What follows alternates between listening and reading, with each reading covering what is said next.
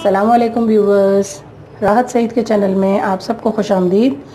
आज हम बना रहे हैं माश की दाल। माश की दाल मैंने ली है यहाँ पर 200 ग्राम और इसको मैंने भिगा दिया है और ये तकरीबन आधे घंटा इसको हो गया है भीगते हुए। और फिर मैंने लिया है यहाँ पर 3 टमाटर छोटे साइज़ के, अगर दरमियाने साइज़ के हों तो आप 2 भी ले सकते हैं। इसका मैंने छिलका उतार कर इसको कट कर लिया है। हरी प्याज ली है मैंने 4 अदद और इसको भी बारीक कट कर लिया है।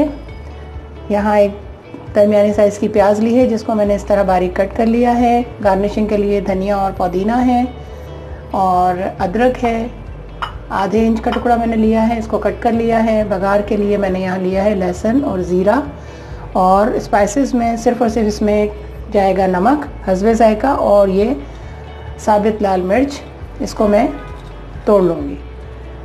तो आइए चलते हैं बनाने की तरफ। इसको हम छान लेते हैं यहाँ पर और छानने के बाद इसको फिर मैं डाल दूँगी। पानी मैंने यहाँ पर बॉईल करने के लिए रख दिया है। इसमें मैं डाल रही हूँ दाल। इसमें तकरीबन 4 टेबल स्पून है ये। सबसे पहले इसके अंदर हम गरम मसाला डालेंगे और इसको अच्छा से सौते करेंगे। में बड़ी इलायची है, तेज़पात डाले मैंने 2 और 3-4 लौंग डाली है और ज़ीरा। अब इसमें मैं प्याज ऐड कर दूंगी।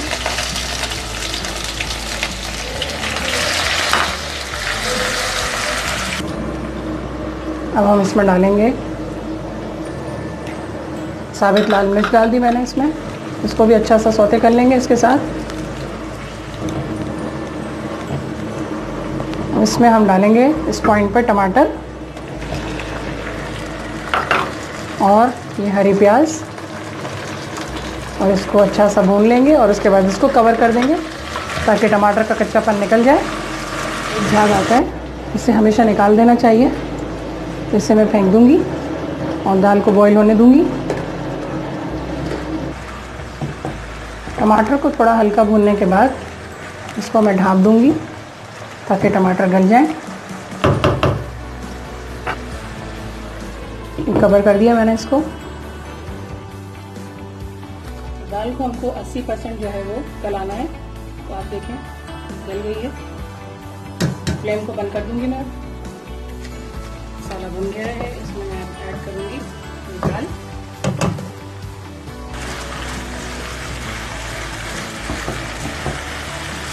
दाल बिल्कुल खड़ी खड़ी होती है, इसकी बनती इसी तरीके से। एक दाना जो है वो अलग अलग दिखाई देता है। नमक, इसको मिक्स कर देंगे अच्छी तरह।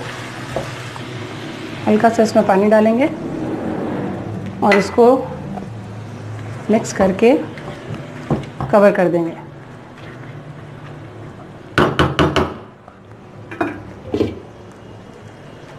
जब तक दाल जो है वो हो रही है, जब तक हम इसको का तड़का तैयार कर लेते हैं।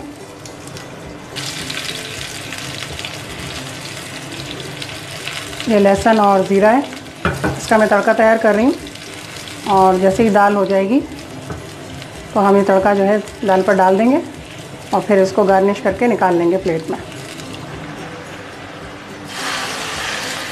ये तड़का लगा दिया हमने इसका। धनिया पुदीना ये मैंने डाल दिया इस पर और इसमें मैं अदरक भी डाल दूंगी और फिर इसको ज़रा सा हल्का सा दम दे दूंगी ताकि ये सब इस चीज़ों की खुशबू इसमें रच बस जाए।